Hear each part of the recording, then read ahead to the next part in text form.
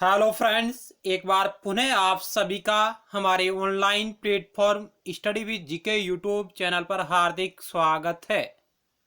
तो आज की हमारी चर्चा का विषय रहेगा राजनीति विज्ञान और नागरिक शास्त्र, जिसके अंतर्गत हम आगामी प्रतियोगी परीक्षाओं की दृष्टि से पाश्चात्य राजनीतिक विचारकों के अंतर्गत जेरेमी बेंथम के बारे में विचार करेंगे। क्योंकि राजनीति विज्ञान और नागरिक शास्त्र के किसी भी पेपर में प्रतियोगी परीक्षाओं की दृष्टि से पाश्चात्य राजनीतिक विचारक या दार्शनिकों में जेरेमी बेंथम शामिल है, तो उसके लिए यह टॉपिक बहुत ही महत्वपूर्ण रहेगा। क्योंकि इस टॉपिक के बारे में हम पहले भी चर्चा कर चुके हैं पार्ट 1 में, जिसमें हमने जेरेमी बेंथम के उपयुक्ततावादी विचारों को समझने की कोशिश की और अन्य महत्वपूर्ण फैक्टरों को जानने की कोशिश की। आज हम जेरेमी बेंथम के विचारों पर आधारित महत्वपूर्ण सवालों के बारे में चर्चा करेंगे। संभावित सवालों के बारे में, किस प्रकार के सवाल आगामी प्रतियोगी परीक्षाओं में पूछे जा सकते हैं, और अन्य महत्वपूर्ण बिंदुओं के बारे में भी हमारी चर्चा रहेगी। तो आइए शुरुआत करते हैं।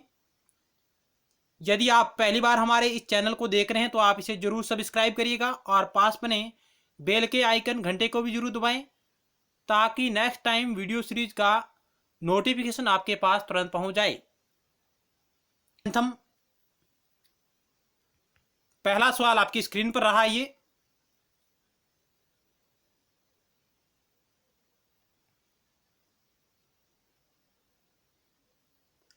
निम्नलिखित में से किस विचारक ने चिरसमत उदारवाद को एक नया उपयुक्ततावादी आधार प्रदान किया? निम्नलिखित में से किस विचारक ने चिरसमत उदारवाद को एक नया उपयुक्ततावादी आधार प्रदान किया? John Locke, Rousseau, Bentham, John Ross.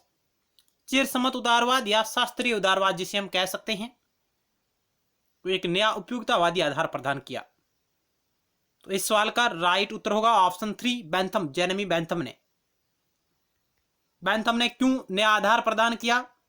क्योंकि बेंथम से पूर्ववर्ती जो विचारक थे, बेंथम से पहले अंग्रेजी उदारवादी प्राकृतिक अधिकारों और प्राकृतिक कानून जैसी कपोल कल्पनाओं पर आधारित था। यानी बेंथम से पहले अंग्रेजी उदारवाद चिरसमत उदारवाद है, जो प्राकृतिक अधिकारों और प्राकृतिक कानून जैसी कपोल कल्पनाओं पर आधारित था। लेकिन बेंथम ने इन सभी विचारों का खंडन किया तथा उपयुक्ततावाद को आधार बनाया। और उपयुक्ततावाद, जिसके माध्यम से बेंथम ने यह विचार रखा कि जो ये दुनिया है यह सुख दुख के संबंधों पर आधारित है, और जो कार्य सुख को बढ़ावा देता है उसे इंसान करता है, और जो दुख को बढ़ावा देता है उससे इंसान दूर रहता है। इसी आधार पर इन्होंने राज्य के कार्यों का वर्णन किया। राज्य का कार्य रहेगा अधिकतम व्यक्तियों का अधिकतम कल्याण सुनिश्चित करना। यह बात है जो बेंथम ने इस उपयुक्ततावादी सिद्धांत के बारे में बताई है। चलते हैं अगले सवाल की ओर। तो यह भी आपको पता होना चाहिए कि बेंथम ने प्राकृतिक अधिकारों और प्राकृतिक कानूनों को, जो बेंथम से पूर्व जो विचार थे उनका इन्होंने खंडन किया है, और उन्होंने इन्हें बकवास की संज्ञा दी है। उन्हें अलंकारिक बकवास कहा है। इन्होंने प्राकृतिक अधिकारों और प्राकृतिक कानूनों को इन्होंने अलंकारिक बकवास की संज्ञा दी है। मित्रों, अगला सवाल आपकी स्क्रीन पर है 2 नंबर। निम्न में से किस विचारक का यह विचार था कि व्यक्ति की संतुष्टि ही उपयुक्ततावाद का मापदंड है? जॉन लॉक का, हॉब्स का, रूसो का, बेंथम का। निम्न में से किस विचारक का यह विचार था कि व्यक्ति की संतुष्टि ही उपयुक्ततावाद का मापदंड है? तो इस सवाल का भी उत्तर आपका 4 होगा। जेरेमी बेंथम का यह विचार था। चलते हैं अगले सवाल की ओर। ऑप्शन डी राइट होगा। अगला सवाल 3 नंबर आपकी स्क्रीन पर है।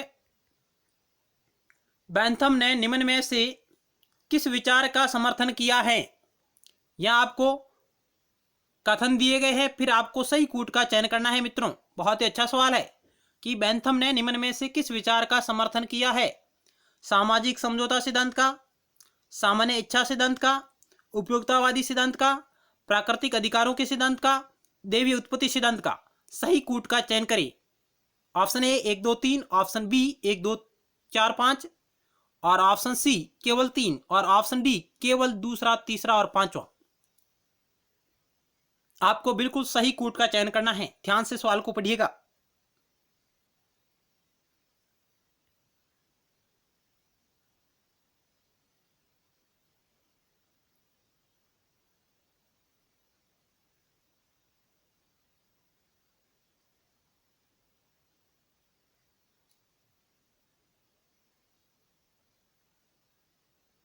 तो आइए चेक करते हैं इस 3 नंबर सवाल का क्या होगा राइट आंसर। ऑप्शन आपका सी राइट होगा।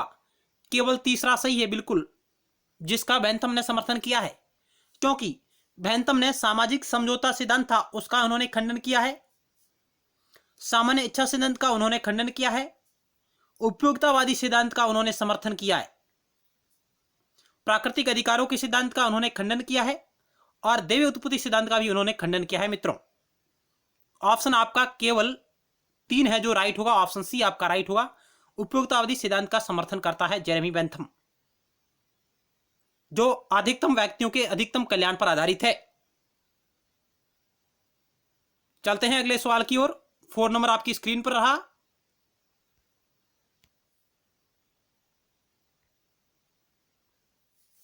निम्नलिखित में से बेंथम का विचार है। चौथा सवाल, निम्नलिखित में से बेंथम का विचार है।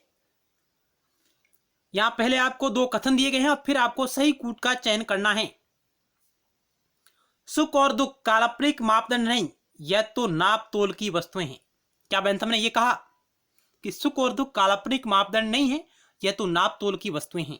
दूसरा कथन है समुदाय का हित उसके पृथक पृथक सदस्यों के हितों का जोड़ होता है, न कि सामूहिक सदस्यों का। सही कूट का चयन करें। केवल पहला सही है, केवल दूसरा सही है, पहला दूसरा दोनों सही है, न तो पहला है न ही दूसरा है। 4 ऑप्शन आपके समक्ष रहे कि निम्नलिखित में से बेंथम का विचार है और फिर आपको सही कूट का चयन करना है। क्या ये दोनों कथन सही है, क्या केवल पहला सही है, क्या केवल दूसरा सही है, या तो न तो पहला है न ही दूसरा है।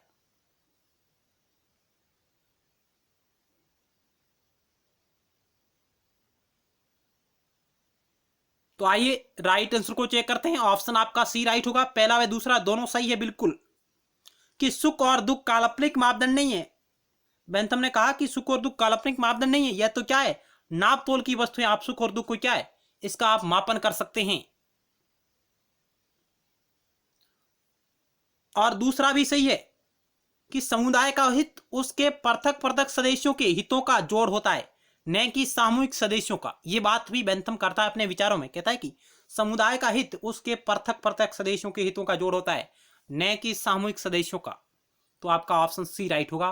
पहला और दूसरा दोनों सही है। चलते हैं अगले सवाल की ओर। 5 नंबर आपकी स्क्रीन पर है। बहुत ही अच्छा सवाल है। बेंथम के विचारों के बारे में सही कथन का चयन करें।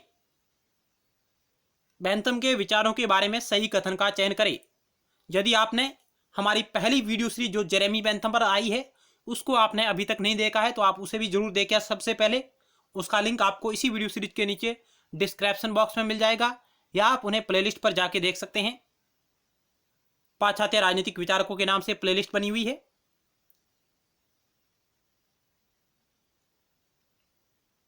तो आइए एक एक करके ऑप्शन को चेक करते हैं। बेंथम के विचारों के बारे में सही कथन का चयन करें। भिन्न भिन्न प्रकार के सुखों में केवल गुणात्मक अंतर होता है। क्या बेंथम ने यह कहा?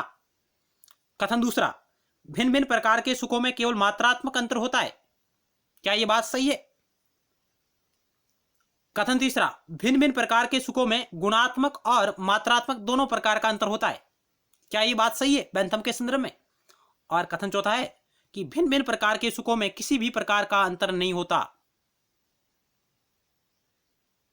बेंथम ने सुख और दुख के बारे में अपने विचार दिए थे और उनके बारे में आपको सही कथन का चयन करना है, बिल्कुल एक्यूरेट। 4 ऑप्शन आपके समक्ष रहे।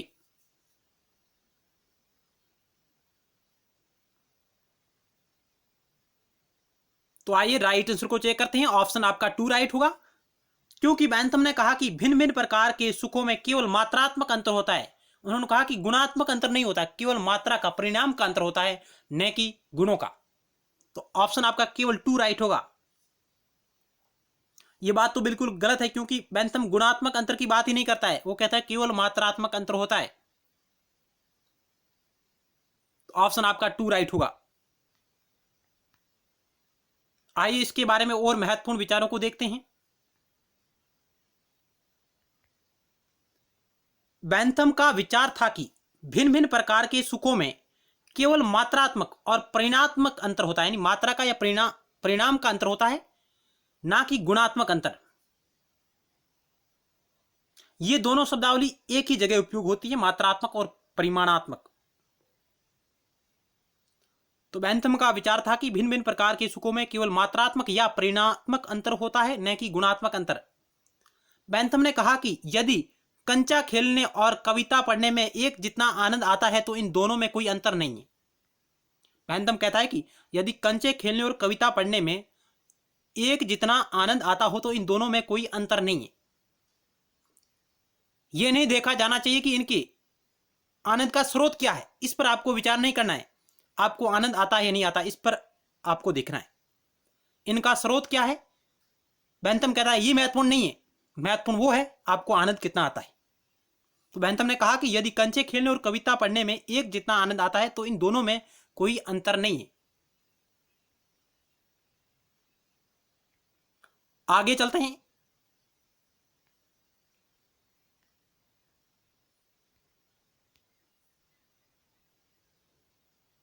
ये हम जो बात कर रहे हैं ये उपयुक्ततावादी सिद्धांत के क्या है, मूल तत्व है। आगे बेंथम ने कहा कि सुखों में मात्रात्मक अंतर के बारे में उनके विचार है। बेंथम का मानना है कि सभी सुख गुणों में एक जैसे होते हैं। उन्होंने कहा कि सभी सुख है जो गुणों में एक जैसे होते हैं और इसलिए उनमें गुणात्मक की बजाय मात्रात्मक अंतर पाया जाता है। बेंथम का मानना है कि सभी प्रकार के सुखों में गुण है जो एक समान होते हैं, लेकिन उसमें मात्रात्मक अंतर पाया जाता है। बेंथम का कहना है कि पुस्मिन यानी बच्चों का खेल उतना ही अच्छा है जितना कि कविता पढ़ना। यानी बेंथम कह रहे हैं कि पुस्मिन यानी बच्चों का खेल उतना ही अच्छा है जितना कि कविता पढ़ना। खेलने से भौतिक सुख प्राप्त होता है जबकि कविता पढ़ने से मानसिक सुख हो। बेंथम कह रहे हैं कि पुस्मिन बच्चों का खेल उतना ही अच्छा है जितना कि कविता पढ़ना, और खेलने से भौतिक सुख प्राप्त होता हो और उसी प्रकार कविता पढ़ने से कैसा सुख प्राप्त होता है, मानसिक सुख प्राप्त होता है। तो दोनों सुख की मात्रा मापा जा सकता है, दोनों के सुखों की मात्रा को मापा जा सकता है। इनकी गणना क्या है, संभव है, लेकिन इनमें गुणात्मक अंतर नहीं है बिल्कुल। यह बात बेंथम अपने विचारों में करते हैं। बेंथम ने कहा कि एक कील भी उतनी ही दर्द करती है जितनी की कर्कश की आवाज, अतः सुखों में मात्रात्मक अंतर है, गुणात्मक नहीं। बेंथम ने कहा कि एक कील भी उतनी ही दर्द करती है जितनी की कर्कश की आवाज, अतः सुखों में मात्रात्मक अंतर है, गुणात्मक अंतर नहीं। यह बात सबसे महत्वपूर्ण है। लेकिन बेंथम के शिष्य जेएस मिल, जॉन स्टुअर्ट मिल, उन्होंने कहा कि बेंथम के विचारों में संशोधन करते हुए उपयोगितावादी सिद्धांत को एक नया आधार प्रदान किया है, उसमें संशोधन किया है जेएस मिल ने। और उन्होंने कहा कि केवल मात्रात्मक अंतर महत्वपूर्ण नहीं है, मात्रात्मक अंतर के साथ साथ गुणात्मक अंतर भी होता है। जेएस मिल कहते हैं कि सुखों में मात्रात्मक अंतर के साथ साथ गुणात्मक अंतर भी होता है। दोनों अंतर की बात करता है जेएस मिल, लेकिन बेंथम है जो केवल मात्रात्मक अंतर की बात करता है। मित्रों, इस बिंदुओं को भी आप अपने नजरों में रखें। बेंथम केवल मात्रात्मक अंतर की बात करता है, जबकि जेएस मिल मात्रात्मक अंतर के साथ गुणात्मक अंतर की भी बात करता है। चलते हैं अगली स्लाइड की ओर। अगला सवाल आपकी स्क्रीन पर है। बेंथम के अनुसार सुख को मापने के लिए कितने प्रकार के मापदंड अपनाए जाने चाहिए? बेंथम के अनुसार सुख को मापने के लिए कितने प्रकार के मापदंड अपनाए जाने चाहिए? 5, 3, 8 और 7। 4 ऑप्शन आपके समक्ष रहे।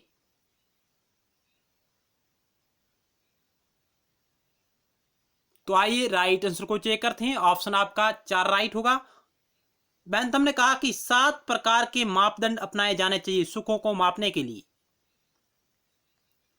ऑप्शन आपका 4 राइट होगा। 7 प्रकार के मापदंड अपनाए जाने चाहिए सुखों को मापने के लिए। आगे इनके बारे में विस्तार से जानकारी प्राप्त करते हैं। क्या है ये मापदंड? बेंथम ने सुखों को मापने के लिए एक यंत्र का निर्माण किया जिसे सुखवादी मापक यंत्र भी कहा जाता है। बेंथम का विचार है कि सुख दुख को तुलनात्मक आधार पर परखा जा सकता है। बेंथम ने कहा कि सुख और दुख को तुलनात्मक आधार पर परखा जा सकता है।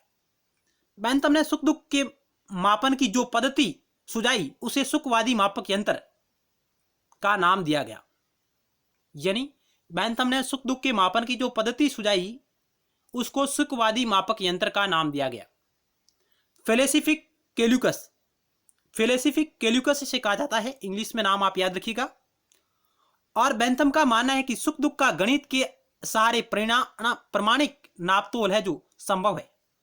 यानी बेंथम का मानना है कि सुख दुख का गणित के माध्यम से परिमाणिक मात्रात्मक मापतोल है जो संभव है। ये बात बेंथम अपने विचारों में करते हैं। तो यहां आपको सबसे महत्वपूर्ण बात ये याद रखनी है कि बेंथम ने एक सुखवादी मापक यंत्र का विकास किया जिसे इंग्लिश में फेलिसिफिक कैल्कुलस कहा जाता है, जिसके माध्यम से सुख दुख का तुलनात्मक मापन संभव है। ये बात बेंथम करता है। फेलिसिफिक कैल्कुलस।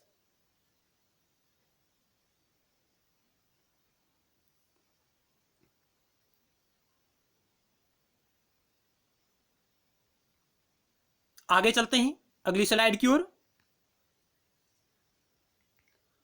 जेरेमी बेंथम ने सुखों को मापने के लिए एक सुखवादी गणना यंत्र फेलिसिफिक या हिंडोनिस्टिक कैल्कुलस का निर्माण किया।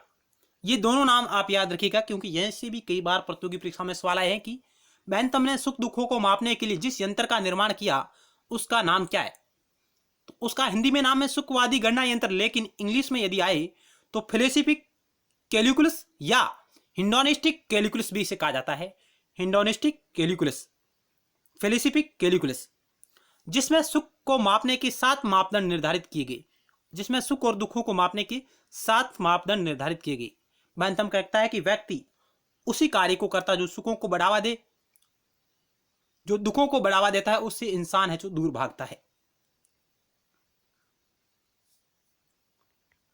और ये 7 मापदंड कौन कौन से उनके बारे में अभी हम बात करते हैं।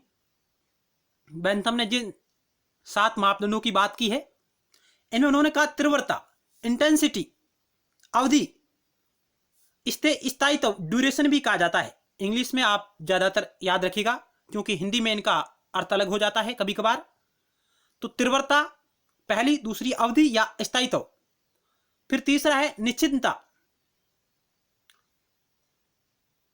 चौथा है सामीप्य या निकटता, और पांचवा है अन्य सुख उत्पन्न करने की क्षमता या आप उर्वरता भी कह सकते हैं, और विशुद्धता और विस्तार।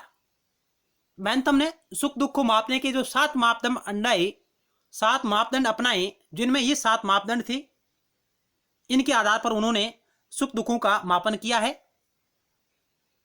तीव्रता, अवधि, स्थायित्व,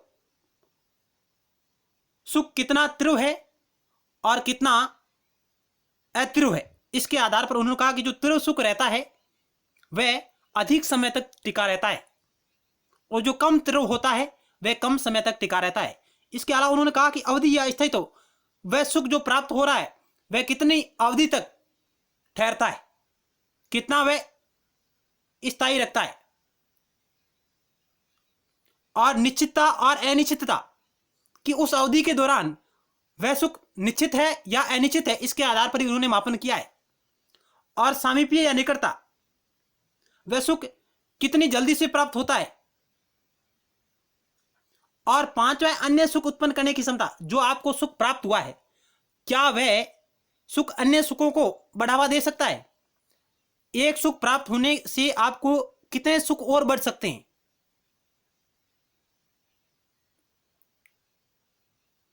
यानी एक सुख आपको प्राप्त हुआ और वह अन्य कितने सुखों को जन्म दे सकता है। इंग्लिश में, हिंदी में आपको कभी कभी उर्वरता शब्द भी आता है, या यह भी आप याद रखिएगा, उर्वरता या अन्य सुख उत्पन्न करने की क्षमता। और विशुद्धता, वह सुख कितना शुद्ध है, इसके आधार पर भी उन्होंने मापन किया, कहीं उसमें मिलावट तो नहीं है। और विस्तार कि एक सुख प्राप्त होने से वह कितने प्रकार के अन्य सुखों तक विस्तार कर सकता है। एक व्यक्ति को सुख प्राप्त हुआ तो वह अन्य कितने प्रकार के लोगों तक उसको फैला सकता है। तो इस प्रकार इस आधार पर सुख दुख का मापन किया जा सकता है। ये 7 मापदंड है जो जेरेमी बेंथम ने बताए थे सुख दुख के मापन की। इन 7 आधारों पर सुख दुख का मापन किया जाता है बेंथम के अनुसार। फिर आगे बेंथम ने कहा कि जो ये प्रथम 6 मापदंड है, पहला, दूसरा, तीसरा, चौथा और पांचवा और छठा, प्रथम 6 मापदंडों का प्रयोग व्यक्तिगत स्तर पर किया जाता है, जबकि 7वां जो अंतिम मापदंड है विस्तार, इसका प्रयोग सामाजिक स्तर पर किया जाता है। यह भी आप याद रखिएगा कि बेंथम ने जिन 7 मापदंडों को अपनाया उनमें से किस मापदंड का प्रयोग सामाजिक स्तर पर किया जाता है निम्नलिखित में से। तो आपका उत्तर होगा विस्तार, एक्सटेंट, इसका प्रयोग सामाजिक स्तर पर किया जाता है कि यह सुख का मापदंड सामाजिक स्तर पर, समाज के स्तर पर कितने लोगों को सुख पहुंचा सकता है, उसका विस्तार कर सकता है। तो आप कह सकते हैं कि सवाल आएगा, आ सकता है, बेंथम ने सुख दुख के जो 7 मापदंड बताए जिनमें किस मापदंड का प्रयोग सामाजिक स्तर पर किया जाता है। तो आपका उत्तर होगा विस्तार। ऐसे भी आ सकता है कि बेंथम के जो सुख दुखों के मापन के मापदंड सुझाए उनमें निम्नलिखित में से किसका प्रयोग व्यक्तिगत स्तर पर किया जा सकता है। इस प्रकार ये आपको सातों याद रहने जरूरी है। तीव्रता, अवधि, निश्चितता, सामीप्य, अन्य सुख उत्पन्न करने की क्षमता, विशुद्धता और विस्तार। चलते हैं अगले सवाल की ओर।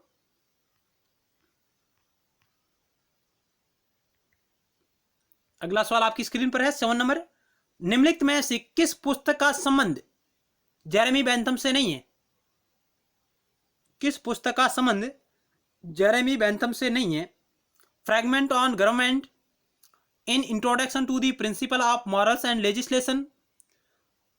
तीसरा ऑप्शन है a treatise on judicial evidence, the science of logic.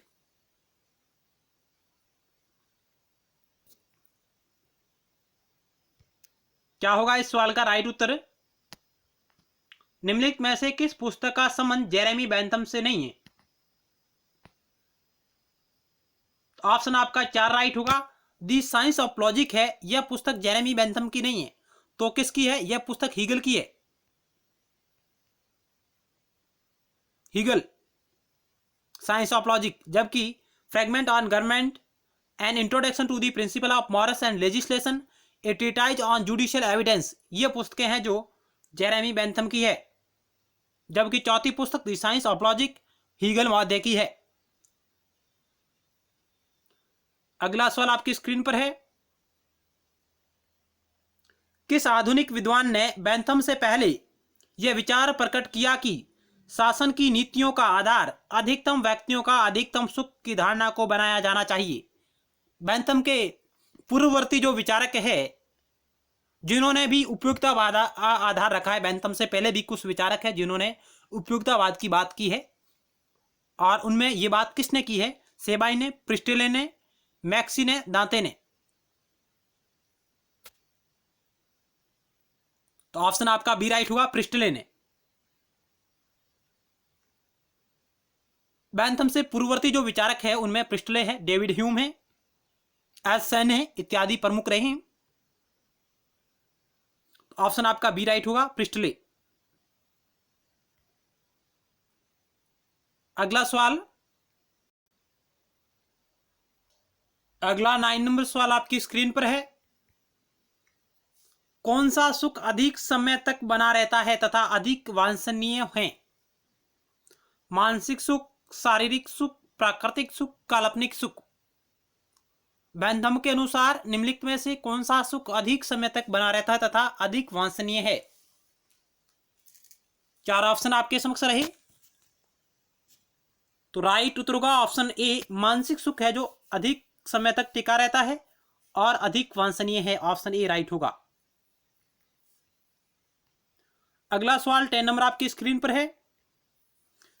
Bentham ने अपनी किस पुस्तक में बेंथम ने यह सिद्धांत दिया कि मानव जीवन के दो स्वामी होते हैं, सुख और दुख? Fragment on government and introduction to the principle of morals and legislation, principle of international law, a theory of punishment and rewards. Jeremy Bentham ने अपनी किस पुस्तक में यह सिद्धांत प्रतिपादित किया कि मानव जीवन के दो स्वामी होते हैं, सुख तथा दुख? चार ऑप्शन आपके समक्ष रहे, ए, बी, सी और D.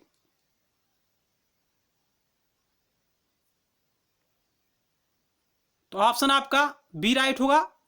N introduction to the principle of morals and legislation, यह पुस्तक 1789 में प्रकाशित हुई पहली बार ओरिजिनल रूप से, और इस पुस्तक में उन्होंने कहा कि मानव जीवन के दो स्वामी होते हैं, सुख और दुख। हालांकि ये चारों पुस्तकें जेरेमी बेंथम की है। ए theory of punishment and rewards, principal of international law, fragment on government, ये चारों पुस्तकें जेरेमी बेंथम की ही है। चलते हैं अगले सवाल की ओर। 11 नंबर आपकी स्क्रीन पर है। बेंथम ने अपराधियों के दैनिक जीवन को व्यवस्थित करने के लिए एक योजना बनाई जिसका क्या नाम दिया गया? बेंथम ने अपराधियों के दैनिक जीवन को व्यवस्थित करने के लिए एक योजना बनाई जिसको क्या नाम दिया गया? मेडोमोनिया, पेनॉप्टिकन, एमनिस्टी, पनिशमेंट एंड रिवार्ड्स। क्योंकि बेंथम जब इंग्लैंड में रहकर कानून व्यवस्था का अध्ययन कर रहा था और उसके बाद उन्होंने वकील का पेशा अपनाया, लेकिन वकालत उन्होंने कुछ समय तक ही की, और उस वकालत और कानून के अध्ययन से जो उसे अनुभव प्राप्त हुए उसके आधार पर उन्होंने कहा कि तत्कालीन समय की जो इंग्लैंड की जो न्यायिक व्यवस्था थी, जो शासन व्यवस्था थी, वह कई त्रुटियों से भरी हुई थी, और उसी के अंतर्गत उन्होंने न्यायिक सुधार की वकालत की। और उसी की श्रृंखला में उन्होंने जो जेल व्यवस्था है, जेल व्यवस्था जहां पर कैदियों को रखा जाता है और उनके साथ बहुत ही बुरा अत्याचार किया जाता था, उस अत्याचारों से दुखी होकर बेंथम ने एक योजना का सुझाव दिया और उसका नाम था पेनॉप्टिकन योजना। पेनॉप्टिकन योजना ये एक ऐसा भवन निर्माण है जो बेंथम के विचारों पर आधारित था, जिसके तहत इस प्रकार के भवन निर्मित किए गए जिस पर अधिकारियों का प्रत्यक्ष नियंत्रण रहे, उनकी नजरों में कैदी रहे। तो ऑप्शन आपका बी राइट होगा, पेनॉप्टिकन योजना। क्योंकि बेंथम ने इंग्लैंड की शासन व्यवस्था और न्यायिक सुधारों पर अपने बहुत सारे विचार दिए हैं और उनके विचारों को भी इंग्लैंड में अमल में लाया गया। चलते हैं अगले सवाल की ओर। अगला सवाल 12 नंबर आपकी स्क्रीन पर है। प्राकृतिक अधिकार बकवास मात्र है, यह कथन है किसका? प्रिस्टले का, बेंथम का, सिजिविक का, कैटलिन का?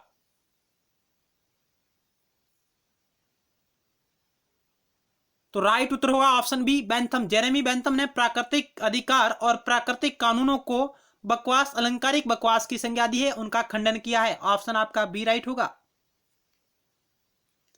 अगला सवाल आपकी स्क्रीन पर है 13 नंबर। बेंथम के अनुसार राज्य की प्रकृति है सामाजिक, सावयवी, प्राकृतिक, यांत्रिक?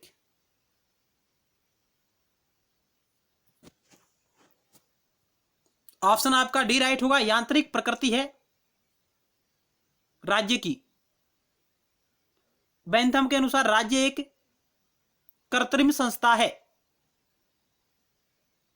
और हॉब्स, लॉक और रूसो भी राज्य को एक यांत्रिक संस्था मानते हैं। उसी की भांति बेंथम ने भी राज्य को यांत्रिक संस्था माना है, जबकि सावयवी और प्राकृतिक संस्था कौन मानते हैं? ये यूनानी विचारक प्लेटो और अरस्तु।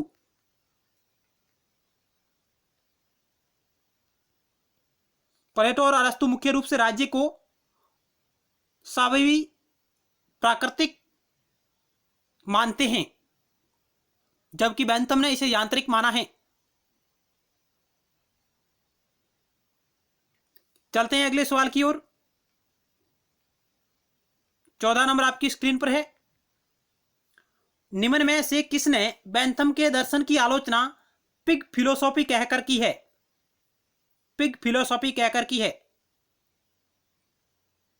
सुअर दर्शन, स्टीफन, कार्ल मार्क्स, कार्लाइल और मिल। बेंथम के दर्शन को सुअर का दर्शन कहकर उसकी आलोचना की किसने? स्टीफन ने, कार्ल मार्क्स ने, कार्लाइल ने और मिल ने। तो ऑप्शन आपका सी राइट होगा, कार्लाइल ने। अगला सवाल 14 नंबर आपकी स्क्रीन पर है। 15 नंबर,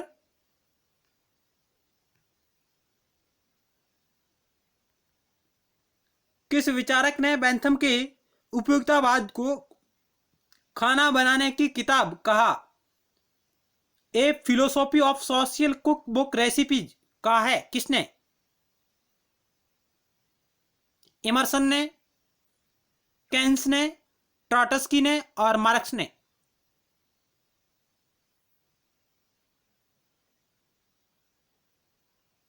तो ऑप्शन आपका सी राइट होगा, ट्रॉटस्की ने बेंथम के उपयुक्तवाद को खाना बनाने की किताब कहा है। और इमर्सन ने इसे बेंथम के दर्शन को दुर्गंध वाला दर्शन की संज्ञा दी, दुर्गंध वाले दर्शन की संज्ञा दी है इमर्सन ने। ये है जो विचारक बेंथम के उपयुक्तवादी सिद्धांत की आलोचना करते हैं। तो 15 नंबर सवाल का ऑप्शन आपका सी राइट होगा, ट्रॉटस्की। अगला सवाल आपकी स्क्रीन पर है।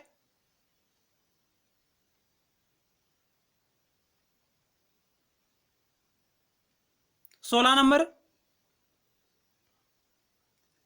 बेंथम ने निम्न में से किस अधिकार को मान्यता दी? प्राकृतिक अधिकार को, दैवीय अधिकार को, ऐतिहासिक अधिकार को, वैधानिक अधिकार को। क्या होगा राइट आंसर?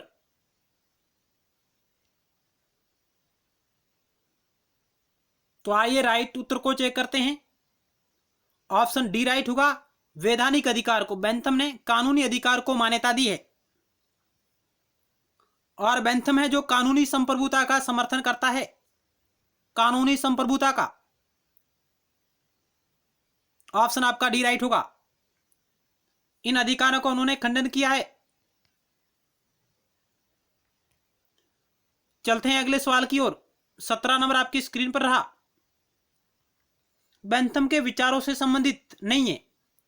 पैनॉप्टिकन योजना, विधियों का संहिताकरण, न्याय व्यवस्था में सुधार, अतिरिक्त मूल्य का सिद्धांत बेंथम के विचारों से संबंधित नहीं है। तो ऑप्शन आपका डी राइट होगा, अतिरिक्त मूल्य का सिद्धांत कार्ल मार्क्स का है।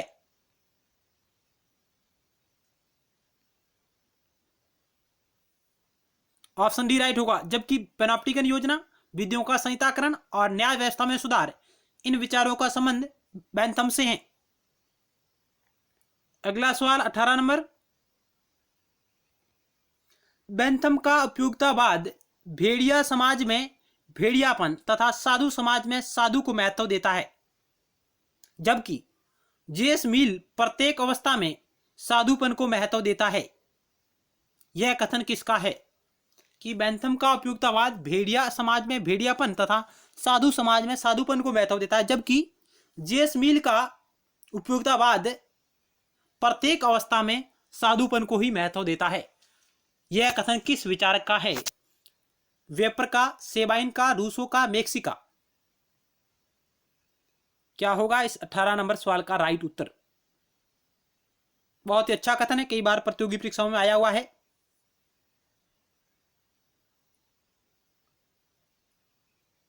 तो राइट उत्तर होगा ऑप्शन डी, मैक्सी का।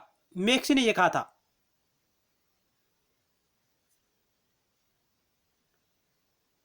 अगला सवाल आपकी स्क्रीन पर है 19 नंबर, बेंथम सुख दुख को कितने स्रोतों का उल्लेख किया है? बेंथम ने सुख दुख के कितने स्रोतों का उल्लेख किया है? 2, 3, 5, 4।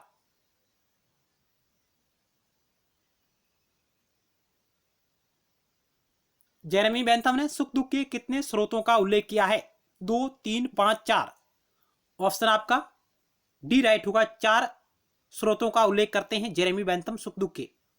आइए उनको आगे जानते हैं कौन कौन से हैं।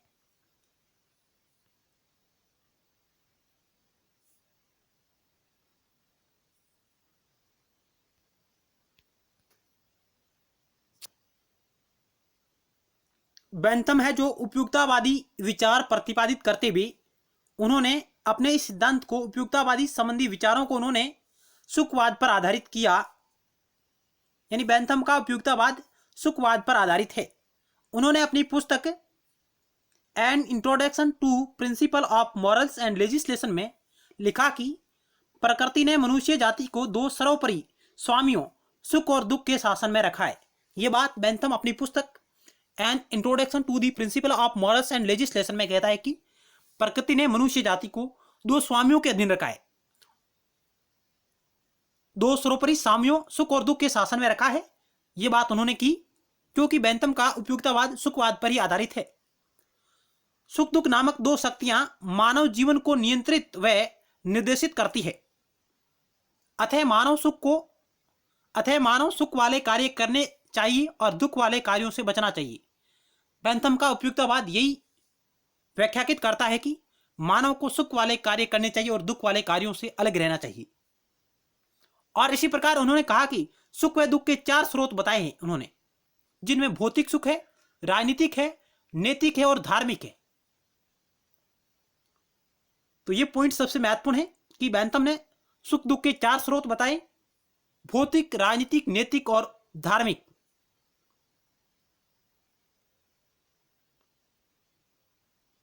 चलते हैं अगली स्लाइड की ओर। और बेंथम है जो सुख के 14 प्रकार व दुख के 12 प्रकार बताते हैं।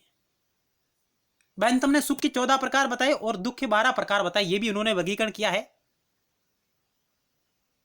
जब दोनों को मापने का प्रयास करता है, यानी जब सुख और दुख दोनों को मापने का प्रयास करता है तो उसके सामने ये कठिनाई आती है कि एक सुख के अंदर अनेक दुख हैं और फिर एक दुख के अंदर ही अनेक सुख हो सकते हैं। इस प्रकार बेंथम ने सुख दुख का वर्गीकरण किया और इन वर्गीकरणों को तुलनात्मक आधार पर मापने की कोशिश की और इन्हें मापने के लिए एक सुखवादी गणना यंत्र का निर्माण किया, जिसमें 7 मापदंड उन्होंने निर्धारित किए थे। अपनी पुस्तक principal of morals and legislation में उसने सुख दुख में साधारण भेद करने का प्रयास किया है। उन्होंने 14 प्रकार के सुख और 12 प्रकार के दुखों की बात उन्होंने की है मित्रों।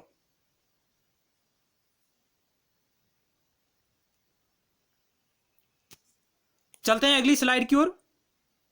अगला सवाल आपकी स्क्रीन पर है 20 नंबर। बेंथम राजनीतिक विचार के किसी स्कूल के विचार है, यानी बेंथम के राजनीतिक विचार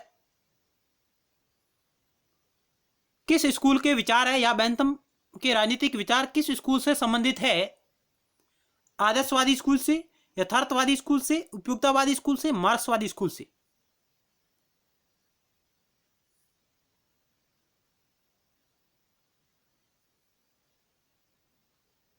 तो ऑप्शन आपका सी राइट होगा, क्योंकि बेंथम एक उपयुक्ततावादी विचारक है और इनका जन्म इंग्लैंड में हुआ है।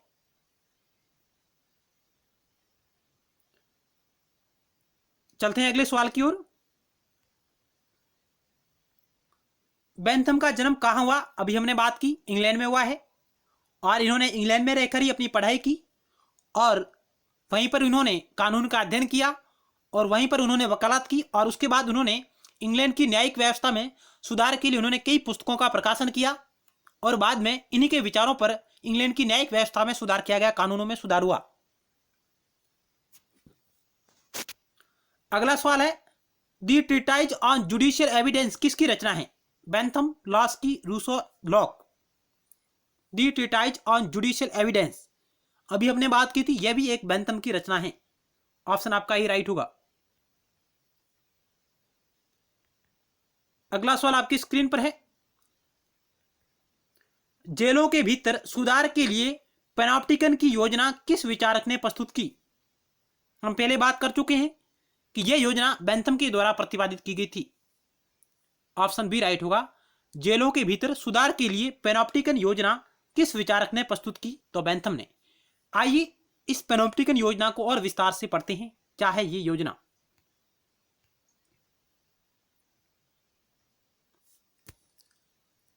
बेंथम ने इंग्लैंड की जेल व्यवस्था में सुधार का सुझाव दिया। क्यों दिया? क्योंकि तत्कालीन समय में जो जेल व्यवस्था थी वहां पर कैदियों के साथ, बंदियों के साथ एक बुरा बर्ताव किया जाता था। बेंथम उन कैदियों के बुरे बर्ताव से दुखी होकर उन्होंने एक योजना पेश की और वो योजना थी पैनोप्टिकन योजना। जेल में ही अपराधियों को औद्योगिक शिक्षा प्रदान की जानी चाहिए। उन्होंने कहा, बेंथम ने कहा कि जेल में ही अपराधियों को औद्योगिक शिक्षा प्रदान की जानी चाहिए ताकि वे बाहर आकर समाज की आम धारा से जुड़ जाए। उस योजना का एक ये महत्वपूर्ण भाग है। तो बेंथम ने जेल में सुधारों की दृष्टि से कहा कि जेल में ही अपराधियों को औद्योगिक शिक्षा प्रदान की जानी चाहिए ताकि वे बाहर आकर समाज की आम धारा से जुड़ जाएं।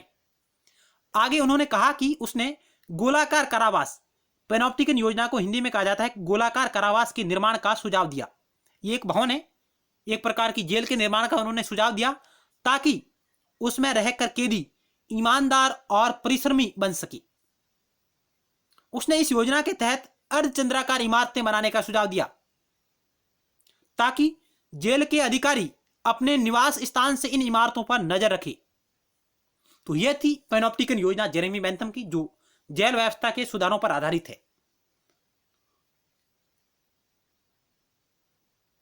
यानी बेंथम ने इस योजना के तहत अर्धचंद्राकार इमारतें बनाने का सुझाव दिया ताकि जेल के अधिकारी अपने निवास स्थान से इन इमारतों पर नजर रख सके, डायरेक्ट जेल पर नजर रख सके। आगे चलते हैं।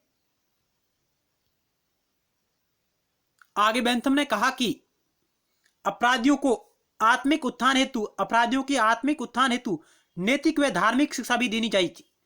औद्योगिक शिक्षा के साथ अपराधियों को नैतिक व धार्मिक शिक्षा भी दी जानी चाहिए ताकि वे जेल से बाहर जाने पर अच्छे नागरिक साबित हो सके। तो बेंथम ने औद्योगिक, नैतिक और धार्मिक शिक्षा का भी समर्थन किया है जेल व्यवस्था के लिए। आगे उन्होंने कहा कि कारावास से मुक्त होने पर उनके लिए उस समय तक नौकरी देने की व्यवस्था की जाए जब तक कि वे समाज की अभिन्न धारा से न जुड़ जाए।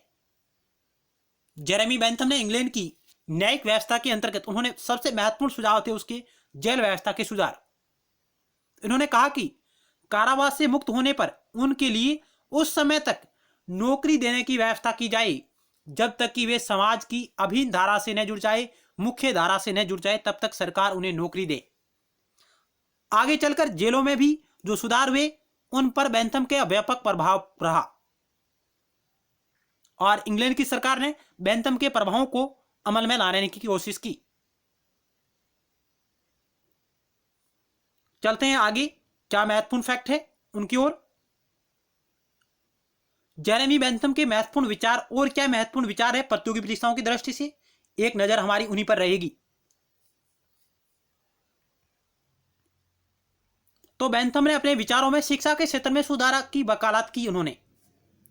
इसके अलावा उन्होंने बंदियों और बंदी गिरोह की स्थिति में सुधार हेतु कई योजनाएं प्रस्तुत की, जिनमें पैनोप्टिकन योजना सबसे प्रमुख है। पैनोप्टिकन योजना जेल व्यवस्था में सुधार हेतु। और उन्होंने सार्वभौमिक पुरुष मताधिकार की व्यवस्था की। सार्वभौमिक पुरुष मताधिकार की व्यवस्था की थी किसने? बेंथम ने। और बेंथम ने कहा कि प्रत्येक व्यक्ति को एक गिना जाए, अधिक नहीं। प्रत्येक व्यक्ति को एक गिना जाए, अधिक नहीं, ये उनका मूल विचार था।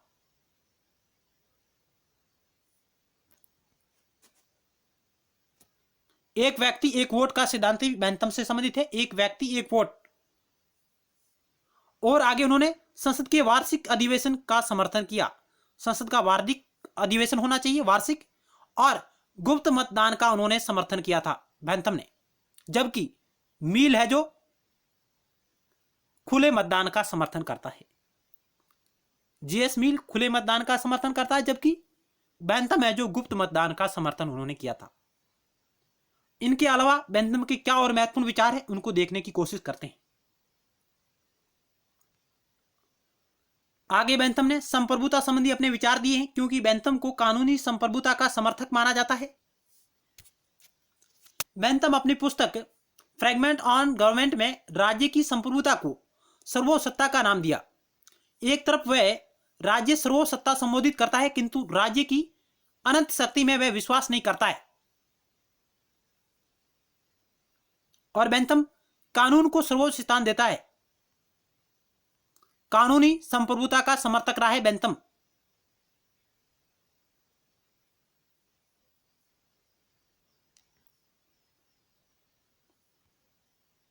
आगे हम बेंथम के राज्य के बारे में क्या महत्वपूर्ण विचार है उनको जानने की कोशिश करेंगे।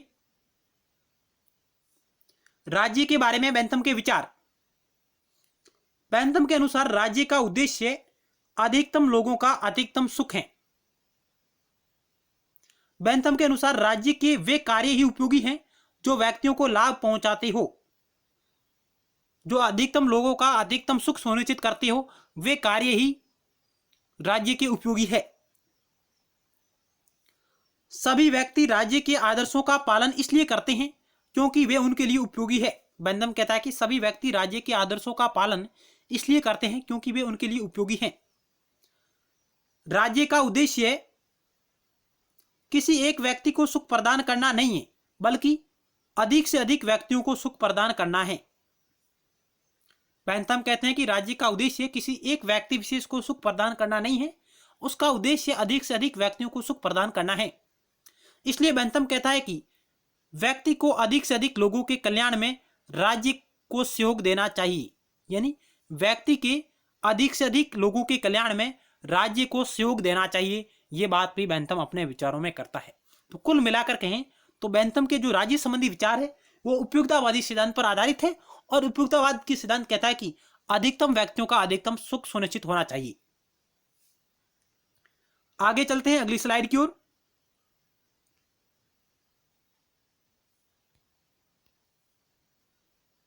आगे बेंथम कहते हैं कि राज्य की उत्पत्ति के बारे में उनके विचार है। इस प्रकार बेंथम राज्य की उत्पत्ति के सामाजिक समझौते सिद्धांत, आदर्शवादी सिद्धांत, आंगिक सिद्धांत आदि का खंडन करते हुए राज्य की उत्पत्ति का आधार सामाजिक उपयोगिता को मानते हैं। यानी बेंथम ने अपने जो पूर्ववर्ती जो विचार थे, सामाजिक समझौते का विचार हो, आदर्शवादी सिद्धांत हो, आंगिक सिद्धांत हो, इन सिद्धांतों का उन्होंने खंडन किया है और राज्य की उत्पत्ति का जो उन्होंने विचार सुझाया, उन्होंने कहा कि राज्य की उत्पत्ति है जो सामाजिक उपयोगिता के आधार पर हुई है, न कि सामाजिक समझौते के द्वारा हुई है, नहीं आदर्शवादी सिद्धांतों के माध्यम से हुई है, नहीं आंगिक सिद्धांत के रूप में हुई है।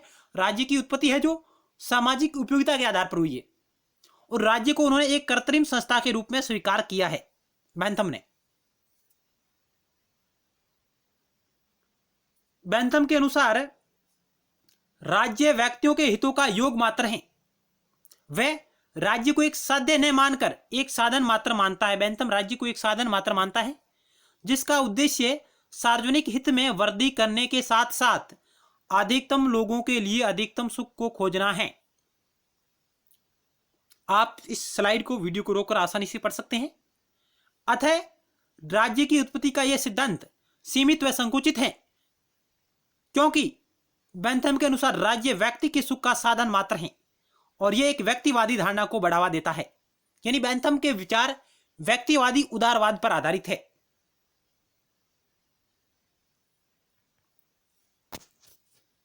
आगे चलते हैं।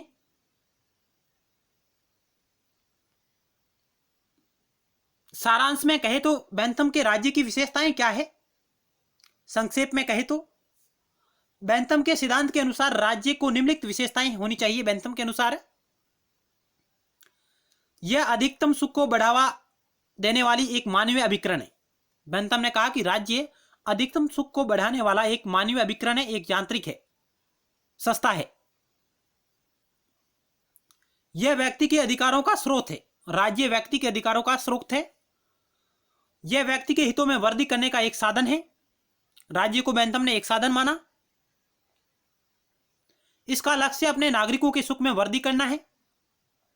यह दंड विधान द्वारा नागरिकों को अनुचित कार्यों को करने से रोकने वाला एक साधन है। यानी राज्य है जो दंड के माध्यम से नागरिकों को अनुचित कार्यों को करने से रोकता है। तो ये कुछ उन्होंने अपनी विशेषताएं बताई हैं राज्य के बारे में।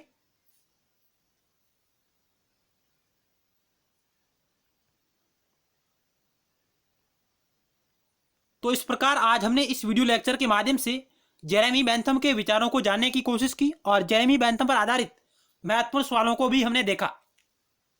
मिलते हैं नेक्स्ट टाइम एक नए टॉपिक के साथ और महत्वपूर्ण सवालों के साथ। तब तक के लिए धन्यवाद।